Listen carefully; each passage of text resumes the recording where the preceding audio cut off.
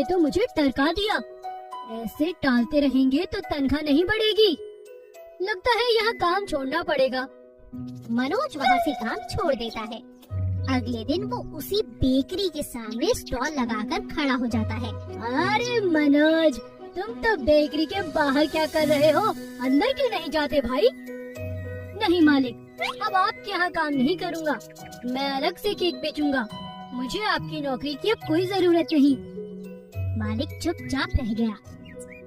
بیٹا، اگر تجھے ایسا لگتا ہے کہ تم اپنا کام یہاں چلا سکتے ہو تو مجھے خوشی ہے.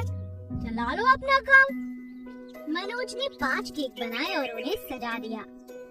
اب منوج انتظار کرنے لگا کہ کوئی اس کے کیک خریدے. جو بھی گراہک بیکری کی طرف آتے اس کے کیک کو دیکھ کر آگے نکل جاتے. آؤ آؤ، میرے یہاں سے کیک خریدو. میں سستے کیک اور